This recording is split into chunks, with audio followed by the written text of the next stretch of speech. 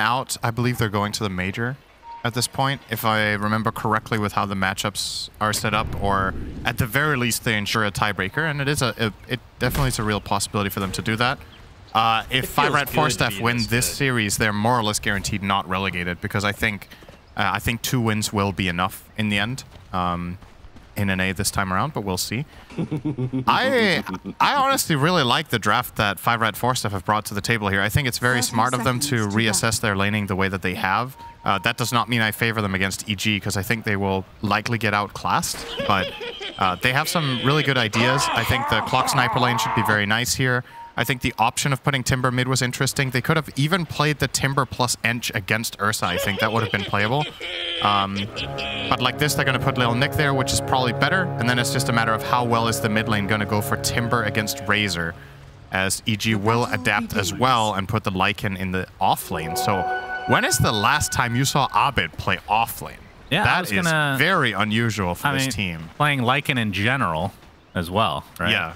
But yeah, off lane. I mean, obviously the hero makes more sense there, and Nightfall.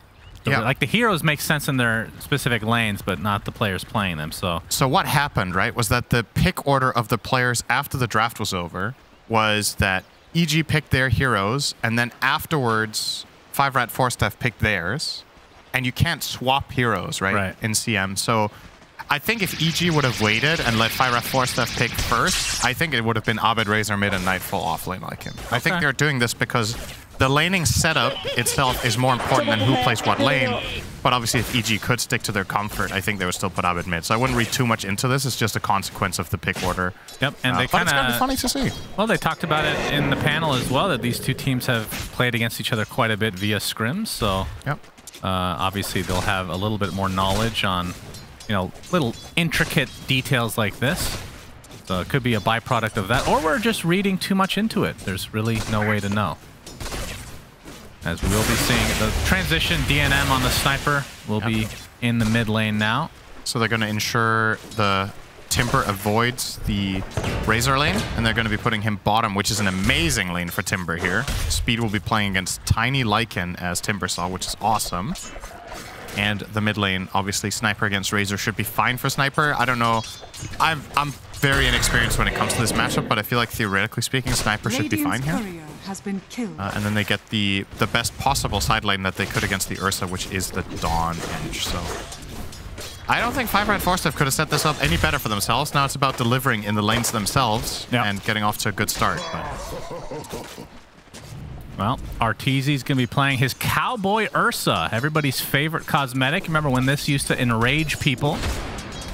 And look at Dota now. Yeah, it's very vanilla now to have the cowboy hat. Yeah, but it's worth a lot of money, I'm sure. I actually have to check the marketplace to see how much it's the Alpine Stalker set is definitely one of the rarer ones. Yeah, of course, Arteezy would have access to that, being a part of EG. You know, a lot of these players that are really high profile, they get stuff sent to them by fans. Yeah. Like, what's wrong with you people?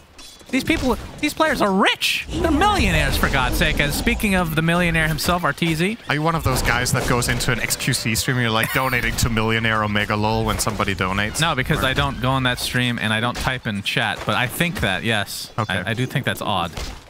But that one makes a little bit more sense because at least your name is popping up. Like, they get some gratification out of that. If you gift something to a player in the game and they keep your gift message on the item, then your item is in the game and it says that it's a gift from someone. How many people check that, would you say? Tens of people. I've seen some pro player with cool items that are like a gift from a fan or one person? Yeah, probably me. Which I feel like is very valuable that they get me to see. That's true. If they know it's you, then it makes a little bit more sense. I think that's very cool. All right, that's fair. Abed in the offlane, like we talked about, 12 and 7, and Speed playing the Timber Saw, 16 and 6. So EG have they've done a pretty good job manipulating the waves down here with crit on the Tiny to not just make this a flat-out standard laning position for both teams. Lycan doesn't want to play this lane under normal circumstances, so they have to get a little bit creative, and they've managed to do that so that the Lycan now, 13 for 7. It's not fantastic, but it's good enough for now for Abed. And Crit is going to look to make a move on mid, potentially, where he would have... That is one of the biggest problems for Sniper mid. This hero sucks when it gets ganked. And Tiny definitely one of the worst ones to get ganked by, but Good read from DNM there. They do have the ward around that bottom area that saw Crit moving. So it was unsuccessful. It's funny because Zeus had the same problem, right? And they gave him the jump ability. Yep. Sniper doesn't get that until Shard, right? So it doesn't really help him in the mid lane. Imagine if Sniper had a jump skill. Oh my god. Yeah, just add blinks to every hero. Why not? Good pressure from Nightfall onto DNM in mid. Gets basically full link, so he should deny this entire wave. Yeah, and he's sitting on really good CS right now in 20 and 10. And as you can see, the Sniper, who, I mean, DNM went a little bit late into the mid lane, so not exactly the most fair comparison, but still a bit behind. Considerable amount of plasma field is going to connect, and you see the right clicks coming from Nightfall. Not quite enough, as now Albino Zebra has TP'd.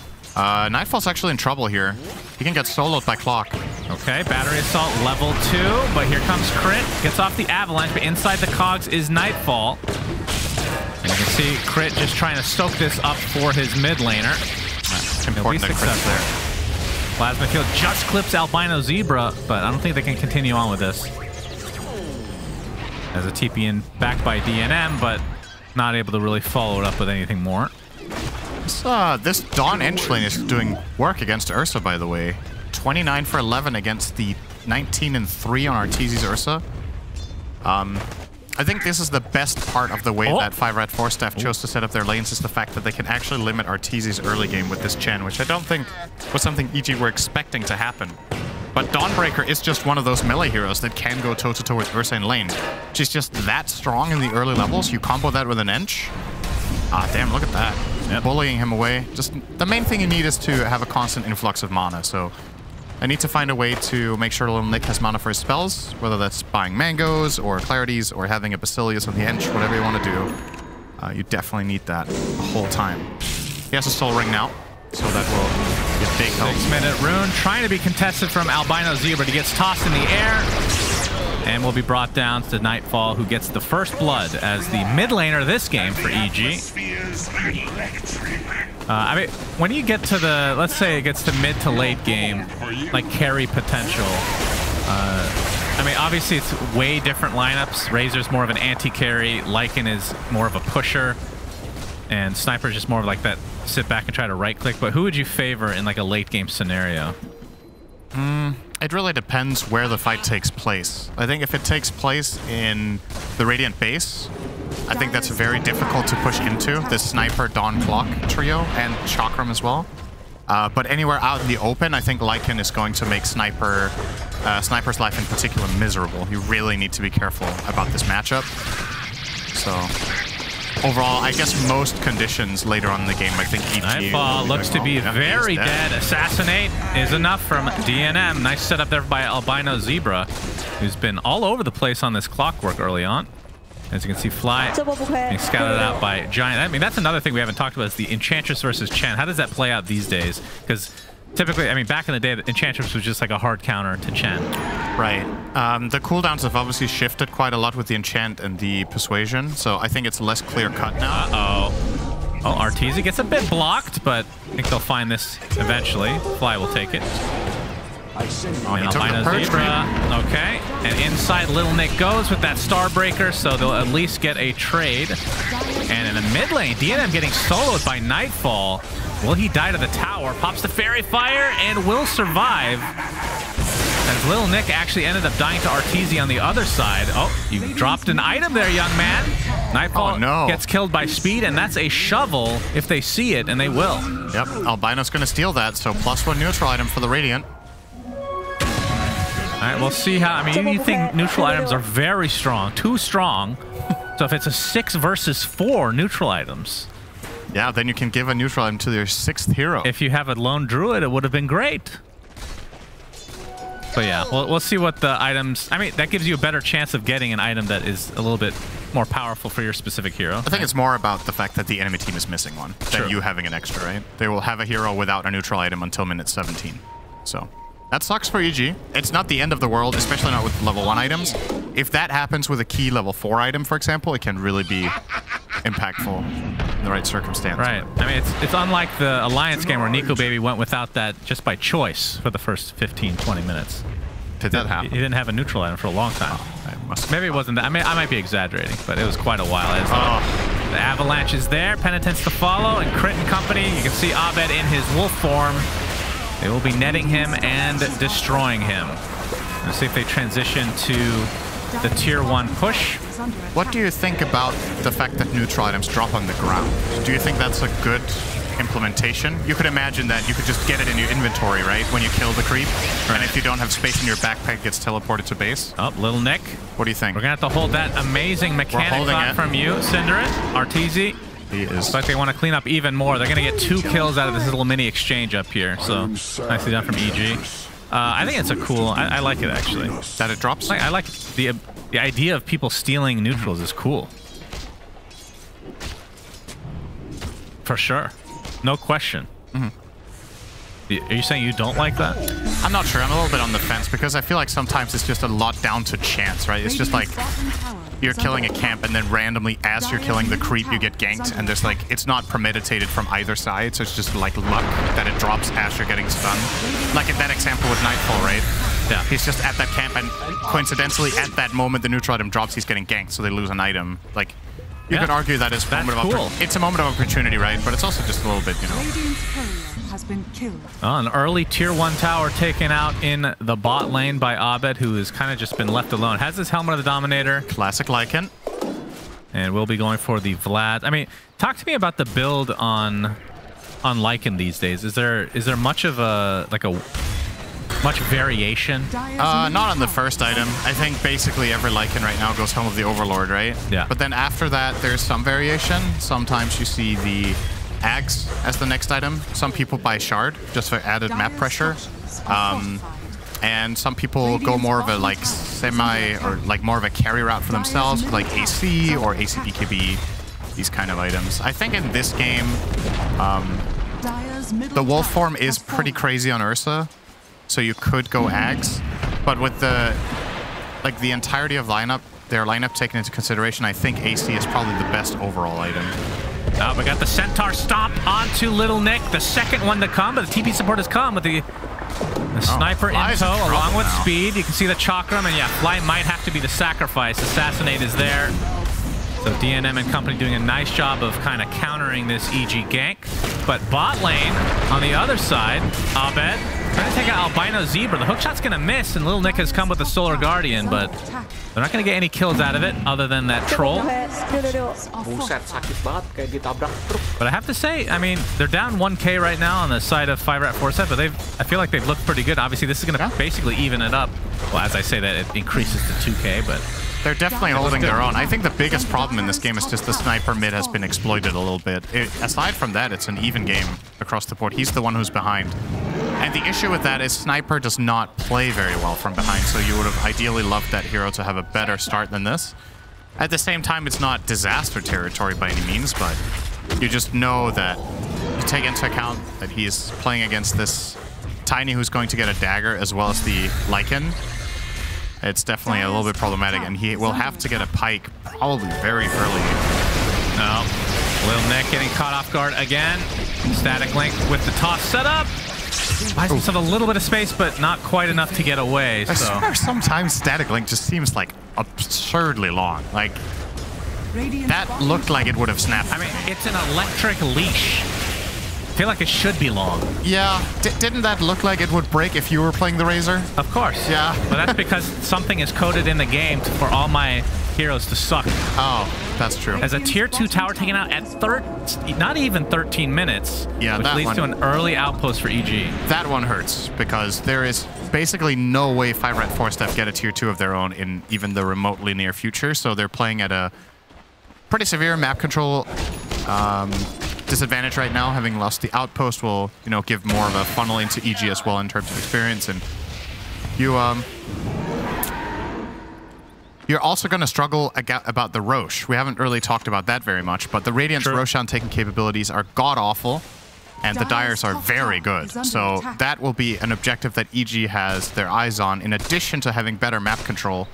So any move mid now that is successful for EG will just give them a free rush. You've got to really be careful if you're 5RATFORCESTAFF about how you place your heroes on the map.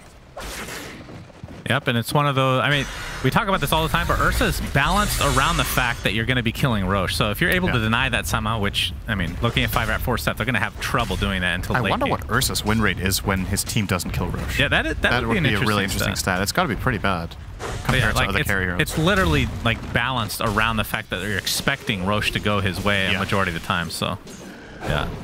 But we'll see. See if they're able to contest. I mean, in terms of like the actual Roche fight, you got the hook shot for the potential steal. You got TCT being top here. Refusal, no mana. Yeah, speed. He's going to get some heals coming in. Pops the wand as well. And Little Nick gets a nice stun onto Arteezy, who's going to turn his sights onto Little Nick instead. And Speed trying to run away, but Nightfall has come now. And inside the cogs, it looks like Albino Zebra does a nice job of separating Arteezy from the rest of the pack. So he's the sacrifice this time. Toss. Not quite enough. Speed still trying to buy a little bit of space here, but you can see in the bottom lane, Ovid is just pushing the tier 3 tower as the rest of 5RATFORCESTAFF just trying to get the hell out of here. Lil Nick into the trees. Looks like he, well, attempting to TP out the avalanche. Oh my god, that was so close. Actually, amazing escape play there from 5RATFORCESTAFF. The fact that Timber and Dawn got away there was pretty incredible, but you know, as flashy as it looks, you still got pressured really hard bot, like you said, and you are going to lose the Roche. So, without any kills, this is still a major win for EG, but it could have been a lot worse. Does he have 3 centaurs, by the way? What is this? It's 3. Yep. And now another stun. Well, now technically he has another 3 stuns. So. Yeah. You should have like a sacrifice button on that Mud Golem. You stun him once, and you just hit the sacrifice button, and it kills him immediately. What an insane creep. You think that'd be too good? Yeah. Really? That would be crazy. If you could just choose to get 3 rock throws in a row. Yeah. But then you die right after. Well, the Golem does. Yeah. And if you don't kill the target within 5 seconds, your hero dies as well. Oh, okay. Now we're talking. You know I love high-risk, high-reward things like Oracle spells and stuff. You know, upsides and downsides. Yeah. You know what? How about that for a hero spell design? You give yourself a timer, and if you don't find a kill, you die. That was kind of gambler, honestly, from back in the day. But like, imagine how Shallow Grave works, right? You have 5 seconds and then you die after. Imagine that as an ult that empowered you. So for 5 seconds you get like really strong, but if you don't kill anyone in that time, you die. That actually sounds kind of interesting as a spell, to be honest. Valve, like, if you'd like to commission us to design here, we are available for free. I suppose that's pseudo how Battle Trance works on Troll. Yeah. Because if you don't kill people in that, you're always just getting kited and die. That's true. But and we know how much we love that ultimate. 3.5 minutes left on the Aegis. His speed is still pushing the tier 2, and I don't think he's just gonna get this, huh? Yeah. I mean, there is the fort. And let's see if he continues. I mean, there's still a siege creep here as well. And finally a TP comes, but a lot of damage to this tower as Arteezy is the one defending with that Aegis. I wonder what took them so long with this defense. I don't know if they have TP cooldown on Ursa there, but I mean, he has Aegis, so I don't think he's very exposed by TPing down there first. Yeah, Speed's got to be pretty happy about that. 80% of the tower's gone, and that will open up for them to get the outpost in the top half. Yeah, I'm an EG with a 2K lead. Surprising Albino Zebra isn't taking back the outpost here. I feel like he should have the information that that is a very safe area for him right now, but just opting to let EG keep it. And even if it might seem kind of irrelevant to take this back, it actually matters more than you would think. Okay, that's a dead edge. It takes away an access point for the enemy team. It gives you the bonus back that the outpost inherently gives every minute. And it's fine here. And on top of that, like, sometimes a fight breaks out somewhere that is not necessarily, you know, very planned for either team. And just having that buyback play with the outpost in the area is really, really powerful. The fact that the, you know, the potential kind of fights that could happen in this game right now all favor EG because they have both outposts, right? Yeah. So no matter where it happens, if it's out in the open and they have the resources. So that was your, like, 3-minute way of saying that outposts are good. Yeah, you got the gist of it. Okay, thank you. I can, you know what? When you write your memoirs one day, I'll write the Cliff's Notes, okay? We'll see which one sells better. Sound good? Can you buy notes? And we have the shard now on... Do you want to sell it separately, like a DLC? Well, maybe NFTs will be more acceptable over back then as well. All right, I'll write my memoirs. You can write the NFT. So Fly now able to take over Ancient Creep. So we'll see how fast he wants to get rid of these Centaurs, or if he keeps one for the stun, because none of the Ancient Creeps have that. No more Prowlers, mind you, which is makes me a little sad, honestly. Mainly from a spectator standpoint, because it was fun watching people get destroyed by the Ancients. It's going to be a while before he gets more Ancients, right? He can only have one for now, and level 12 is pretty far away. So. Yeah, we're watching the replay, taking the Black Dragon. Very exciting. Oh, I guess they're noting that he didn't have Hand of God yet, or Hand of Gaben, sorry, which he does now. EG grouping up, still with that Aegis. Hook shot into the Solar Guardian. All right, they're gonna get a 1-for-1 trade to start things out. Chen for Clockwork, as Little Nick forced to use his BKB, but he's getting chased by Arteezy. And Speed, speaking of getting chased, has the leash from Nightfall applied to him. Speed. Oh, is he actually going to get out? No, Abed is way too fast, but the Timber Chain to the other side. Nicely done. Some way, somehow he lives, as Arteezy continuing his rampage, deletes DNM, has a mega kill. Looks like he might drop, but he, again, will be able to revive. The buyback now onto the Clockwork, as Nightfall just covering Arteezy. Oh, a big toss back. And this is going to be a dieback onto Albino Zebra. So EG clicking on all cylinders suddenly is Lil Nick. Looks like he'll be next on the list, and just like that, it's a 4-for-1. If you count that dieback, well, technically it's a 6-for-1 then, isn't it? No, 5-for-1. NA math. What's 4 + 1? I forgot that Timber didn't die, Synderen, okay? He had 1 HP. I mean, I guess depending on how you look at it, you could technically call it 6-for-1 because you didn't only die twice, you also lost the goal of the buyback. Sure. So I'll give you the benefit of the doubt. Let's say that was what you meant. Sure, I meant that. Yep. Yeah. You're really selling it. But yeah, like the footnotes of the book. Cliff's notes. Oh. That's different. Very different, actually. What's the difference? Nobody reads footnotes. Oh. Cliff's notes are very important to American society, otherwise nobody would actually pass their classes, because nobody likes to read. We are covering NA. You need to understand NA culture at its best. As Craig gets out the avalanche toss back into Arteezy's arms. And, okay, that is the concussive grenade, but you can see the diffusal blade is used to take out the sniper in tow. Arteezy, though, getting kited, blocked off. Looks like he might drop. Indeed, he does. So, big kill for 5RATFORCESTAFF, but Crit comes back in, deletes Albino Zebra, tosses back Speed. And it looks like Nightfall and company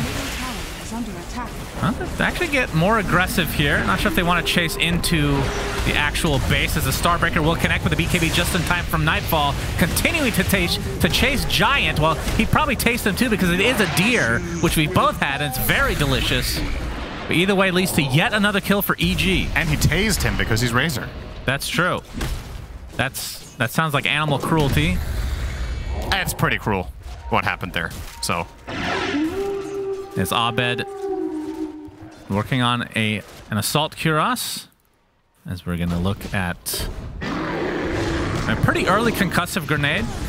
Well, he had no choice. Yeah. So I feel like that's most games on Sniper, because if you're picking a Sniper, they're gonna pick something that can just get up in your face.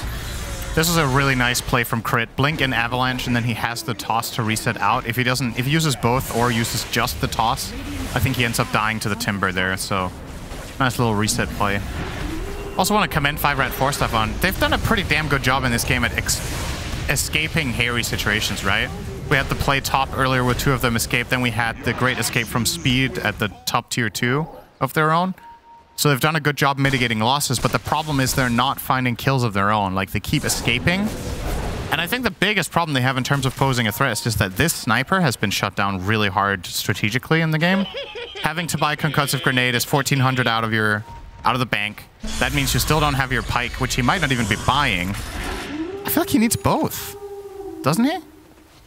The problem is when you get both, you just have nothing to. Yeah, then you have no damage, and that's kind of that kind of shows the problem that this hero can have in the right circumstances, right? Yeah. Like if you have to itemize like that and to feel happy, then it's about choosing the lesser evil here, which might be the build that he's going for, honestly. I mean, obviously concussive grenade is cheaper than upgrading the Dragonlance to a pike. So this way maybe he can buy some more damage. Crit. EG increased this to an 8k lead now as Crit is going to get hook shot. It's off the Avalanche, but here comes the Solar Guardian. So it looks like Crit is done. And the rest of EG, not sure if they want to fight. Kill off yet another Ancient, but Lil Nick taking heavy damage in this engagement. BKB for Arteezy. I'm not sure how long ago that was picked up, but it is at the 9-second mark. Also has that Blink Dagger. As we're going to see a smoke now from 5RATFORCESTAFF. No hook shot for another 24 seconds, though. So their initiation without that. What else do they have? It's just really Timber Chain. It's kind of not the most reliable. Well, Sniper can concussive grenade himself in. Yep, that sounds like a winning play. That is catch, because the enemy team is going to turn on you. So you have caught them. They catch you. Yeah. In that case. And Nightfall getting very close to a refresher orb already. That's going to be really interesting to see how good of a timing that is. That was not what he wanted. Albino Zebra is just dead inside his own cogs. He was trying to hit Tiny, who sidestepped it, and then he hooked Roche. That sucks. Roche is a very powerful creature, unless you're a bear, because that makes sense. Bears overpower whatever the hell this thing is. That is a second Roche for EG. So Aegis and Shard, which I believe was consumed by Arteezy, so the Earth Shock will give you the little mini enrage. Still one of the best shards in the game, probably. Yep, it's been nerfed a couple times, but agreed. Up Diffusal. Giant is dead. So Arteezy, top net worth in the game by a pretty respectable margin. Struggling to see us under the end shield that lingers after you die, so he's just healing the creep. Oh yeah, I forgot about that. Well, Deso now online for Lil Nick. So he has the BKB Deso, and his main way to enter fights is with his ultimate. Other than that, the main initiation still seems quite reliant on just that, the hookshot from Albino Zebra. Catching Nightfall, Solar Guardian to follow with the BKB from Nightfall, and now the chase onto Lil Nick. Pops that plasma field, and he is doing so much damage to Lil Nick.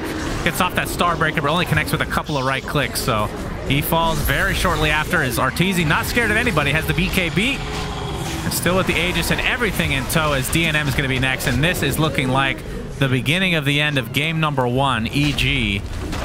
They have the push potential, and they have the net worth lead right now. Damn, I just feel like DNM can't play his hero in this game. It's just you really like when you see the potential that 5RATFORCESTAFF have when they get to initiate the fights like this. Obviously, the BKBs are becoming a big problem for them as well. It shuts down their Timber largely, but it's just got to be miserable playing Sniper. Yeah, it's just not having a good time at all. He did opt for the Pike, by the way, so he double dipped on Escape, and it just still doesn't really matter. Yep, so that's 2 sets of racks, and going for the third. And I don't know if they're going to be able to stop this. The toss back again, nicely done from Crit, as they're able to clean up speed very easily. The Enchantress is next. Little Nick has to walk away with that BKB activated.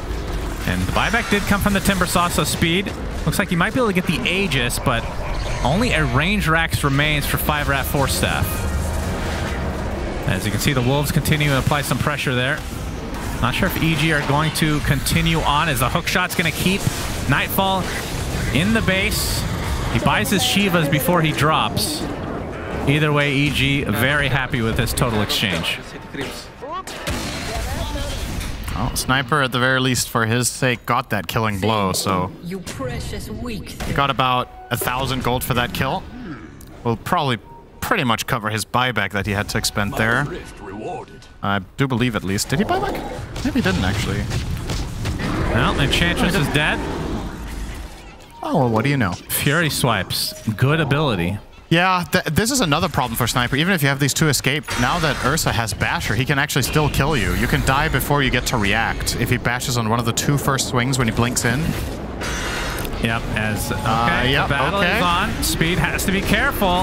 He needs to Timber Chain away, but inside the cogs, nicely done from Albino Zebra. Saves Speed for a little bit, but not going to be long enough. Oh, wait, he actually Timber Chains away. Lil Nick, okay, they're layering the stuns quite nicely, so Arteezy takes a tumble.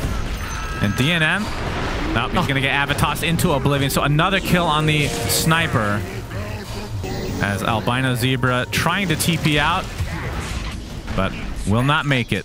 It's a Dragon Creep crits for 530 with Shapeshift. Goodness. It's so insane. This just felt like a really good Ursa game. I mean, you have 3 strength heroes. You have, and obviously Ursa's just amazing against Timbersaw. And it's good against Enchantress because you pretty much make up for the untouchable. Yep. And it's really Sniper is, you know, you just get a Blink Dagger at some point. Yep. Or you just have other heroes that kind of jump them, which is exactly what they have. So just a really good Ursa game overall. Great use of that last pick for the game. They did take a lot of time before they picked their last hero, but well worth it here. The choice they made was super high impact. That's Mega Creeps for EG. And they might just try to end it as soon as Arteezy is up. Might just chill for a moment here. Yep, they do not want to risk it. Just trying to play as disciplined as possible as Arteezy's back in 5 seconds, so expect them to regroup. And I highly, highly doubt they wait for the Aegis. His hookshot onto the creep, but Albino Zebra finds the space to get Nightfall inside of those cogs, who actually pops his refresher along with the BKB. And down goes Albino Zebra, no buyback. And this is where I believe 5RATFORCESTAFF will end up falling. Although DNM has nice high ground capabilities. He's hitting them? Yep, he's hitting them with that Dragon Lance. As Lil Nick somehow able to limp back to base. As Speed, it's actually been doing a pretty good job of not dying, if I'm being honest. Yep. In a lot of these engagements. I mean, EGF 32 kills, and he's died once on Timber. Usually when you get stomped that hard on kills, it's kind of more more spread across the board. But yep, and Arteezy still chasing him. Oh my god, he actually found him. All right, you cursed him. He doubled his death since he started talking. 100 seconds, no Timber. This should be the end of the game, EG. Just chill here, take it easy. Slowly but steadily take down the towers with... Crit. Has to dodge the Assassinate, and Arteezy just trying to finish this one off in style. Now the Dawnbreaker gets off the successful ult onto Arteezy. But Lil Nick will have to hammer back to Fountain just to try to survive a little bit longer. That was pretty brave from Lil Nick. If he got bashed there while his hammer was in the air so he couldn't converge, he could have just died. Wow, very risky business when you're down Mega Creeps and about to lose the game anyway. Yeah. I don't understand that comment at all. That was a real analysis from you. Yeah. That was really risky. They're literally about to lose the game. Cinderin. Okay. Oh. That's what we're watching right now. Oh. As they are farming the fountain. Okay? They're farming the fountain. The Ancient is dying. The game has ended. No GGs. Interesting, actually. Oh, they're coming out now.